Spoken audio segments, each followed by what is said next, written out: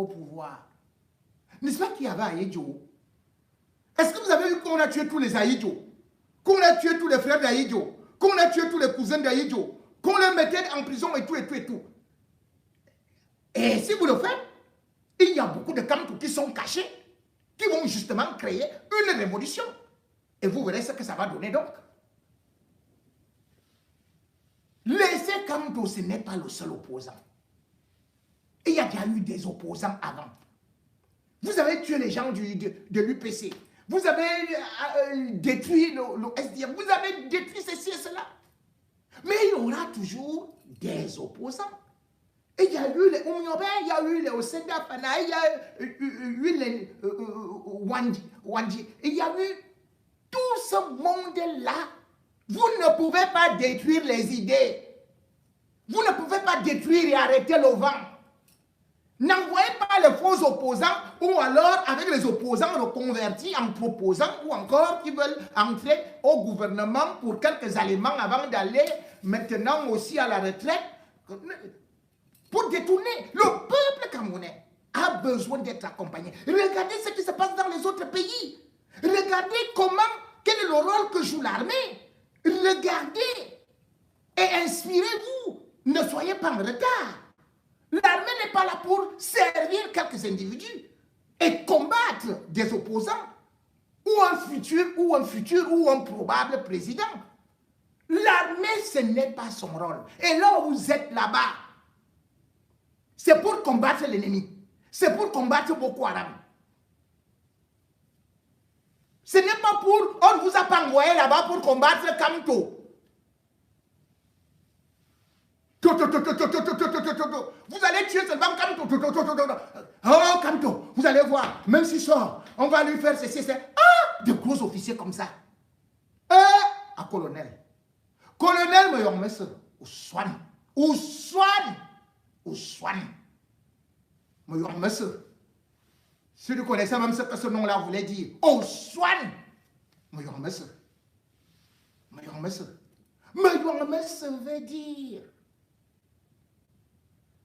toutes les tribus, toutes les ethnies, toutes les nations. C'est ça, ce n'est pas toi le seul Moyon que toi tu connais, c'est Paul Biya. Le Cameroun n'est pas Paul Biya. Le Cameroun est c'est pour nous tous.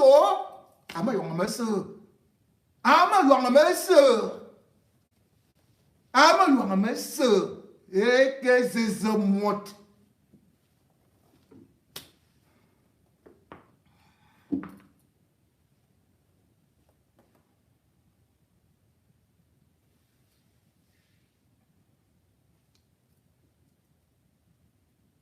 Le tribalisme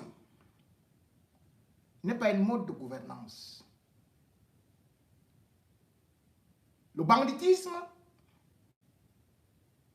n'est pas une forme de capitalisme.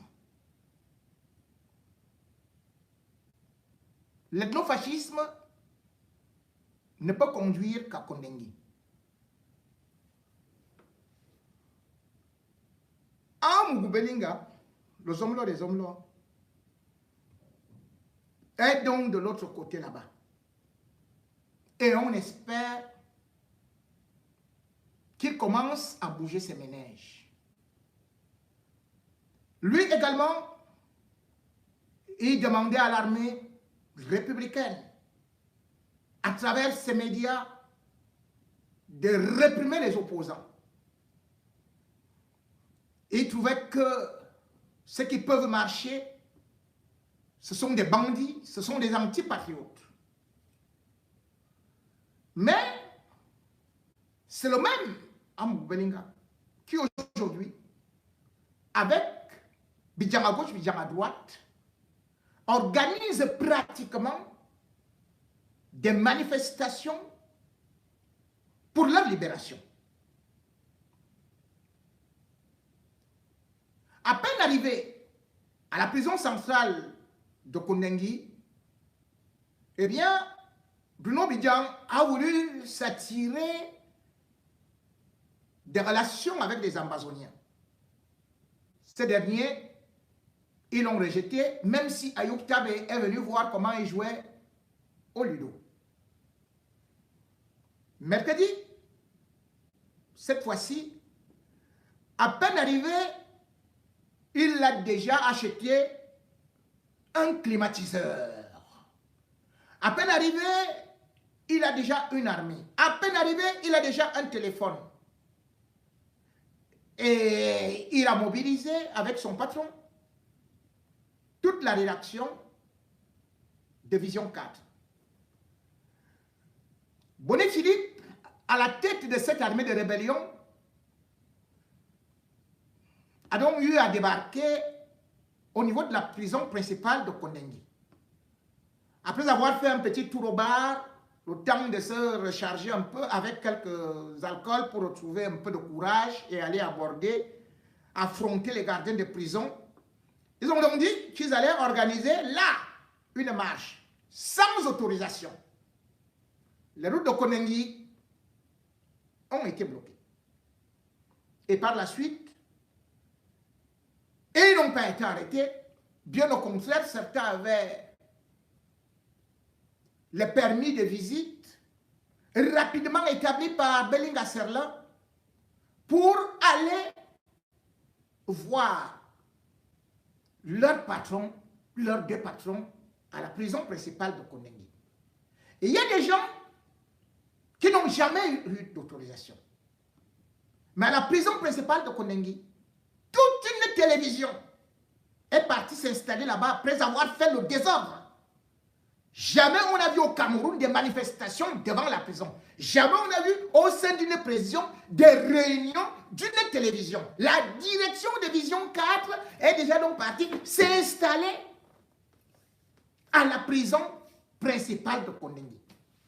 Bruno Bidjan, tout de bleu vêtu cette fois-ci, un Belinga, pantalon noir, avec un haut kaki, ont donc présidé la réunion avec les gens, ces gens qu'on est en train de chauffer à bloc. On se souvient que lorsqu'il y avait la tentative de manifestation du MRC, les militants ont été arrêtés, ont été jetés en prison. Bruno Bidjan est celui-là qui avait organisé une manifestation à soi, de la mairie jusqu'à l'université, pour soutenir, pour que les étudiants soutiennent les hommes-là des hommes-là, un milieu universitaire. On n'avait rien fait. Et d'ailleurs, c'est le même Bruno Bidjan qui était parti à l'Estique pour aller dire que maintenant, il fallait que les hommes-là des hommes-là deviennent parents d'une école de journalisme où lui-même était dernier de la salle. Bidjan à gauche, Bidjan à droite, avait trouvé que Issam ne lui allait pas bien et pourtant les hommes nous disaient que Issam avait obtenu un pourcentage de réussite de 75% et était placé parmi les 10 meilleures universités du Cameroun. Mais Bidjan à gauche, Bidjan à droite avait refusé de fréquenter là-bas pour aller coloniser et aller imposer Vision 4 à l'Estique. Cette fois-ci, c'est au niveau de la prison de Kondengui où les gars installent leur télévision, où les gars font leur désordre. Comment peut-on recevoir des gens sans autorisation de visite? Et comment peut-on donner à quelqu'un qui vient à peine d'être placé? On a déjà donné, on a déjà signé les autorisations. Et d'ailleurs, regardez avec quelle manière et quelle vantardise il se pavane maintenant au niveau de Kondengui en disant que oui, il va bientôt sortir parce que le commissaire du gouvernement lui a dit que non, on ne va rien mettre comme charge et tout ça, Belinga Serlin. Il a dit que d'ailleurs au plus tard, au 14 mars, lui sera déjà en toute liberté et qu'il va engager telle ou telle qualité d'émission, il va faire des reportages et tout ça, sauf que bien évidemment, vous n'avez pas vu ces reportages quand ils ont fait le désordre à Kondengui. Vous n'avez pas vu? Marcel Ouona est devenu le chef, le patron des reportages spéciaux. On n'a pas vu, hein? On n'a pas vu le reportage de Belinga Serge, qui a été aussi nommé pour remplacer Jean-Michel Kankam Raoul Bia. On n'a pas vu. Le désordre sont partis faire là-bas. Mais si c'était un parti politique qui est pourtant déclaré, qui est reconnu, combien de gens on aurait pu arrêter? Vous vous rendez compte? Lors de l'assassinat, après l'assassinat de Bibi Ngouta, le même Belinga, Amgo, Zomla, avait été parti pour couvrir d'injures les journalistes qui étaient partis manifester devant le premier ministère, qui ont été tabassés, ils étaient 200. On a lâché l'armée, les bombes sur des journalistes qui ne demandaient qu'une seule chose. Un journaliste avait été tué, Bibi Ngouta, en pleine prison. À la demande de Laurent Esso et sous l'action des hommes-là. Personne n'a marché. On a dispersé les marches. Mais devant la prison, si c'était quelqu'un d'autre, on allait dire atteinte à la sécurité de l'État, tentative d'évasion, et ainsi de suite. Rien n'a été entrepris. À l'intérieur, comme encore aujourd'hui, ils se sont assis à la véranda pour jouer au samba. Sans oublier que quand ils veulent manger, ils mangent maintenant dans le même plat. Les hommes-là vous disaient qu'ils n'étaient plus là avec celui qu'on appelle Bruno Bidjan à gauche, Bidjan à droite. Je vous avais dit que c'était un complot, que c'était une façon de vous fermer les yeux. Demandez ce qui se passe en prison aujourd'hui. Le mariage est barré, collé, serré, oh, on a attaché, soudé, c'est ça l'amour. Ils mangent dans le même plat. Et ils mangent dans le même plat. Sauf qu'ils ne s'entendent pas quand ils sont joués au ludo. D'ailleurs, au ludo aujourd'hui. Voilà alors, Zix. Dès qu'il a battu Amgo la première fois, dès qu'il a encore lancé 2X, j'ai dit, hein, c'est quoi ça? Ce n'est que jambon d'avoir de place. Ne veux pas que... c'est quoi ça? Hein? Je n'ai même pas bien regardé. Tu ne fais que dire Zigis, tout Zigis, 4 Zigis, 8 Zigis. C'est quoi ça? Tu vas venir derrière me manipuler. C'est comme tu as volé mon argent là-bas au nord, là où tu es parti faire le reportage. Mais bon, si je n'ai pas volé ton argent, je vais te gifler, C'est quoi ça? Tu crois que j'ignore? Oh, moi j'ai des yeux. Comment? C'est quoi? Tu peux ici, tu vas voler en prison. Est-ce qu'on vole en prison? Mais moi, je n'ai pas volé, c'est seulement tu la fermes, tu la boucles. En tout cas, bonne nuit. C'est comme ça qu'il est. Bon.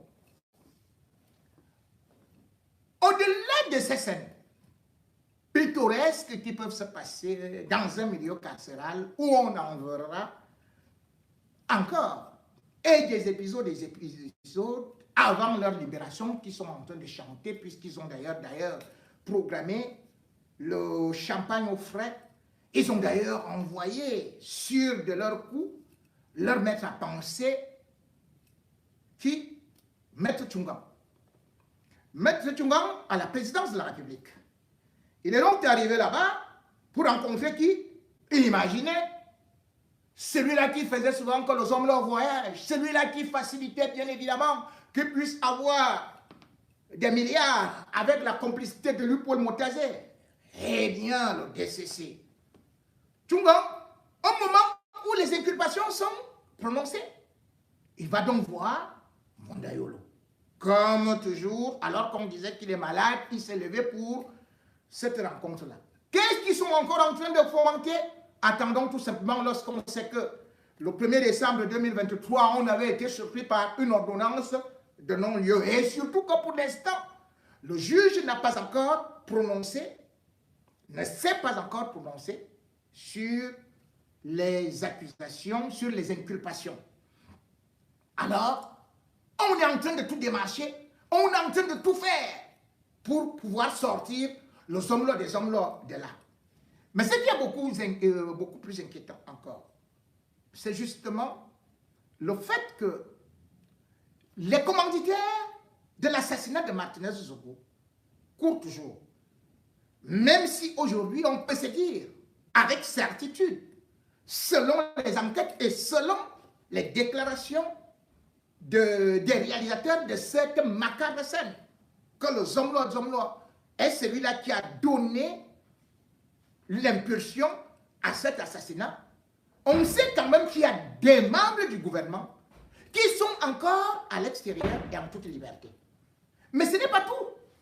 Parce que derrière aussi, il y a quelqu'un qui court, et qui peut être très dangereux par rapport à la suite des événements. Et cet individu qui est en connivence avec certains commanditaires n'est pas inquiété. Il faut se dire que l'individu en question, c'est Van Chakar. Et Van Chakar est très dangereux dans la mesure où il connaît la maison de Martinez Zogo et surtout qu'il s'était présenté là-bas juste déjà en novembre, quand on avait engagé la filature, en disant qu'il avait un problème de terrain. Et selon mes informations, il était allé et il avait contourné parce que Martinez Zogo habitait en bas et les autres studios en haut, ou bien les autres appartements de 80 000 francs en haut, il avait fait semblant d'aller là-bas avant de revenir. Et il était avec deux autres individus qui étaient restés un peu plus loin. Parmi ces individus, il y a un qui n'a pas aussi été arrêté. Celui-là a joué le même rôle que Bidjongo. Bidjongo, qui, bien évidemment, s'est fait souvent appeler Arthur Essomba et qui est le neveu de Martinez Zogo. Pourquoi je parle de ça aujourd'hui? Parce que dans l'affaire Martinez Zogo, puisque nous sommes en train d'aller vers la fin des enquêtes, certaines personnes ne voudraient pas que leur nom puisse paraître. Et le fait qu'on puisse citer ces personnes savent aussi comment éteindre les témoins. Et l'un des témoins clés est Diane Zogo, la veuve de Martinez Zogo. La veuve de Martinez Zogo avait assisté à beaucoup de choses, telles que les appels. Lorsque d'ailleurs, on avait appelé Martinez au téléphone pour lui dire, le type d'Amgoubelingala avait dit qu'il ne va pas te laisser. Elle avait paniqué. Elle avait commencé justement aussi à demander à son mari, mais qu'est-ce qu'on va faire? Sans oublier que le Bidjongo, que nous parlons aujourd'hui, qui est le neveu de Amgoubelingala, il a fallu que nous puissions dénoncer afin qu'il soit arrêté. Van Chakar n'est pas encore arrêté. Il n'a même jamais été arrêté, n'a jamais été inquiété. Et aussi, l'inquiétude vient d'un fait. Parce que, avant l'assassinat de Martinez Zogo, il faut savoir que non seulement ce Bidjongo était présent et avait demandé à Madame Martinez de faire venir son mari dans la réunion, ce qu'elle avait refusé. Or, qu'est-ce qu'il va faire? Il va chercher lui-même à aller piéger Martinez Zogo en venant voir la fille de Martinez Zogo pour demander le numéro de téléphone, ce qu'elle avait refusé. Mais en partant, la fille avait filmé. Elle l'avait filmé. Et il ne faut pas oublier que 3 jours après, elle avait été agressée. Même si elle n'a pas été molestée, on avait arraché ce téléphone pour partir avec. Madame Martinez Zogo, également, il y avait un individu qui traînait donc, toujours que ce Bidjongo avait envoyé, avec le Van Chakar. Il avait un gros chapeau. Il faisait semblant d'être fou. En réalité, parce qu'il savait que Martinez Zogo venait souvent prendre son épouse pour aller soit d'abord acheter du pain à Acropole avant d'aller à la maison. Il faisait donc semblant d'être fou, mais ne traînait que là, ne partait nulle part. Et en face, il y avait quelqu'un qui faisait semblant de vendre des bonbons dans le pouce, mais eux tous ont disparu après l'assassinat de Martinez Zogo. Sauf que, surprise, à la maison, 3 jours après l'assassinat de Martinez Zogo, c'est là où va apparaître l'individu qui était fou. Il s'est déjà changé, il vient, il se présente comme pasteur.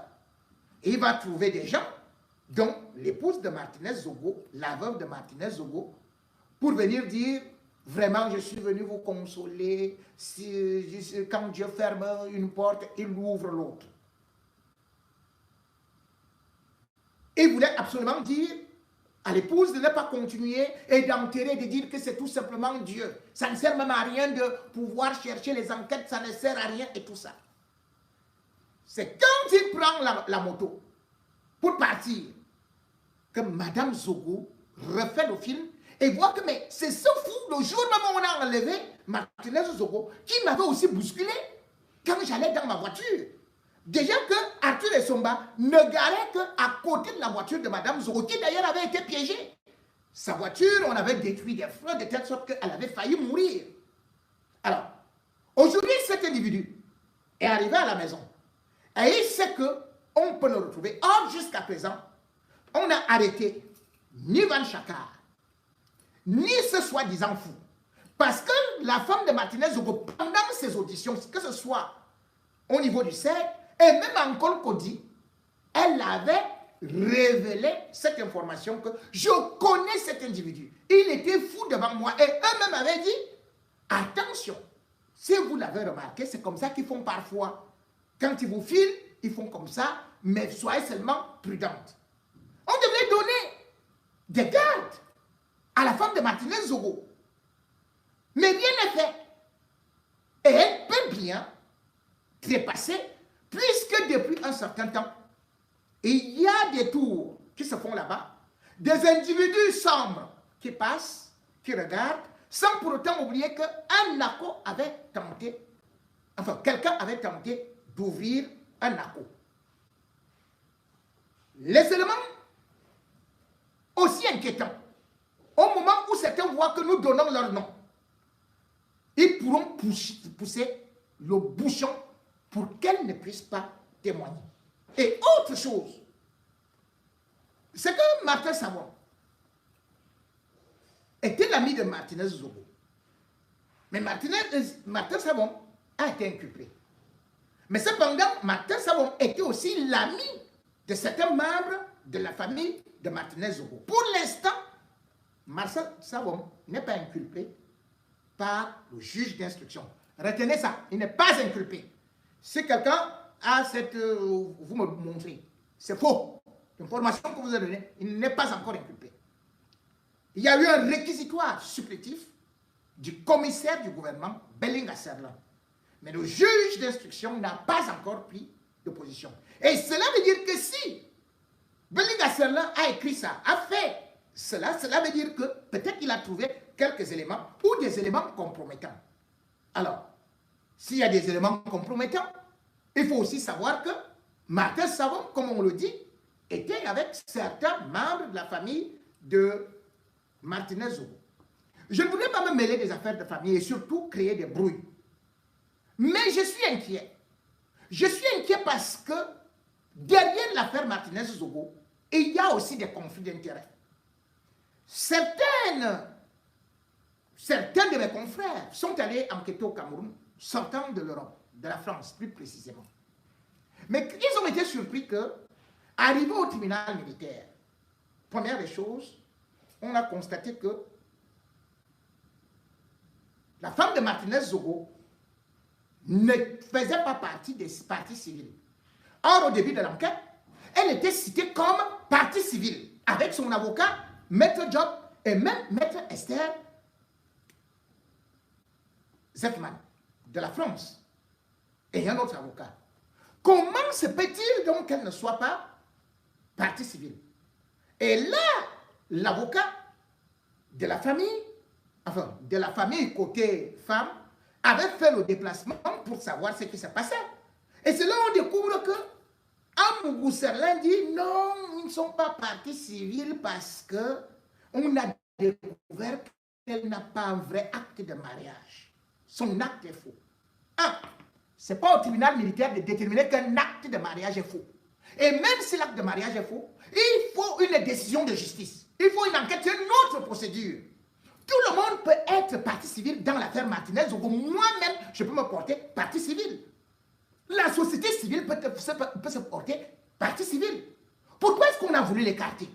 Parce qu'il y a une frange qui a voulu vite enterrer l'affaire et il y a une frange de la famille qui entretient des relations, je vous avais déjà dit, avec le DCC ou encore Ambou Belinga. Et il y a aussi des intérêts par rapport à certains marchés qui ont été faits par rapport à la ligne 94. Je ne voudrais pas accuser cela d'assassinat de Martinez-Zogo. Mais je dis qu'il y a tellement des intérêts, d'autant plus que je ne comprends pas comment on a enlevé Diane, ce qui n'est pas possible que vous décidiez comme ça. Si on l'enlève, parce qu'en même temps, le procès voulant s'ouvrir, il y aura les indemnités. Il faudrait indemniser la famille. Et là, chacun commence aussi à se tenir prêt pour tirer la couverture de son côté. La famille aujourd'hui, il y a une partie qui a ses avocats. Et il y a Diane qui est de l'autre côté. Mais ce qui m'inquiète, c'est justement cette relation aussi qu'il y a eu entre ceux-là. Par exemple, Bessala François, qui était l'oncle de Martinez-Zogo, maternel, mais qui est venu prendre un sac dans le domicile de Martinez-Zogo. Qu'est-ce que ce sac contenait? Dans la mesure où on sait que Bessala François, ses filles ou ses filles étaient peut-être dans la ligne 94. Et que Martinez-Zogo en avait parlé. Et qu'une réunion avait été organisée à Bebda, à l'invitation de Bessala François, pour dire à Martinez-Zogo de ne plus parler de ça. On m'a dit que c'était des documents, des titres fonciers. Mais il y a une chose aussi, c'est qu'à l'assassinat de Martinez-Zogo, lorsqu'on a voulu contacter d'abord Savon, il avait quand même déclaré qu'il a été informé de l'assassinat de Martinez-Zogo pendant que lui, il était habillé par la sœur de Martinez-Zogo, ou plutôt sa cousine, Ghislaine, qui est policière. Quelle relation entretiennent-ils? Pour l'instant, je voudrais être clair avec vous. Les brouillés de la famille peuvent faire que les individus qui ont assassiné Martinez-Zogo. Parce que, bien évidemment, le jour où Martinez-Zogo a été assassiné, oui, il avait 900 000 sur lui. Parce qu'il y a une réunion familiale où il y a justement Karine, il y a Ghislaine, et puis il y a l'autre qui est d'ailleurs député, Sylvain Bessala, il est député de la Lété. Donc, c'est Karine qui lui avait porté cet argent-là. Mais Karine n'était pas dans... Je ne peux pas croire, après mes investigations, qu'elle était avec les gens de la DGRE. Non. L'enquête du juge est claire. Tous ceux qui ont assassiné Martinez-Zogo ont avoué. Mais certains individus qui ont joué à la traque, qui ont joué aux agents de renseignement, ils n'ont pas été pris, tout comme les commanditaires, et ils sont dehors. Et beaucoup de ceux-là, craignant que le procès s'approche et qu'il soit évoqué peut-être, parce qu'ils connaissent que Diane les connaissait aussi, ils peuvent bien se résoudre à éliminer Diane. Et qu'est-ce qu'on va accuser? On va accuser la famille de Martinez. On va dire que parce qu'il y avait des problèmes dans la famille. On va accuser peut-être Bessal, on va peut-être appeler Ndongo Jackson, qui d'ailleurs, bon, écoutez, je ne voudrais pas accuser gratuitement parce que je suis entré dans le dossier. Et j'ai vu comment ça s'est passé. Et d'ailleurs, samedi, je vais vous faire le film, la mise, comment on appelle, la reconstitution des faits de l'assassinat de Martinez-Zogo. Pour l'instant, la seule chose que je demande aux autorités camerounaises, c'est de ne pas laisser Diane dans cet état, dans cette maison-là. Je commence à avertir comme ça, comme j'avais aussi averti pour Martinez-Zogo. Parce que ceux-là qui sont en train de fomenter le plan, Ceux-là qui savent que, avec la présence de cette dame-là, il n'y aura pas de négociation. Ceux-là peuvent rapidement aller, boum. Et où est-ce qu'on va regarder? On va regarder du côté de la famille de Martinez-Zogo. Ce qui est faux. La famille de Martinez-Zogo, même s'il y a la mésentente, mais moi, les éléments d'enquête que j'ai, ils ne sont pas impliqués. Ils sont peut-être inquiets parce que certains ont fait des marchés sur la ligne 94. De toutes les façons, plein de gens ont fait des marchés sur la ligne 94. Peut-être ils ont pris ce sac-là. C'était pour aller donner à qui? Et c'est là où il faut bien savoir. Le sac qu'on a pris chez Martinez-Zogo, avec quelle qualité de document? Était-ce tout simplement les titres fonciers? Et même si c'est les titres fonciers, est-ce à monsieur Bessala François de les garder alors que la veuve est là? Et pourquoi a-t-il voulu la garder? Et surtout quand on entend encore certaines déclarations que tel aurait été au courant de tel au moment où la torture se passait, je ne veux pas entrer dedans. Parce que je sais que le clan Zomlo aime ouvrir des fronts et sur des fronts. Ils aiment venir avec des problèmes sur des problèmes. Ils aiment créer encore une situation sur une situation. Et comme ça, l'enquête ne finira jamais. L'enquête est presque terminée. Vous ne pouvez pas continuer à distraire les Camerounais. Le procès va s'ouvrir. Faites quoi? Avant juin, les Camerounais auront déjà les bribes et surtout la réalité de qui est qui. Ce ne seront plus les écrits de Facebook, la manipulation de premier commando, deuxième commando, troisième commando qui est venu achever le cinquième commando qui a passé le relais au huitième commando, comme si Martinez-Zogo c'était le super Zoro qui était indestructible et qu'il fallait peut-être 1000 commandos. Un commando a détruit Martinez-Zogo. Et ce commando était divisé en plusieurs parties. Et je vous le prouverai jusqu'à vous donner le nom de celui qui a achevé Martinez-Zogo dans les dossiers noirs du samedi soir. Merci de m'avoir écouté. C'était long. Samedi, ce sera très court parce que je ne serai pas là où je serai en déplacement, mais ce sera très court. C'est pour ça que j'ai avancé. On a renversé les dossiers noirs avec ce que vous allez suivre le samedi. Allez, bien des choses à vous. Au revoir, bonsoir.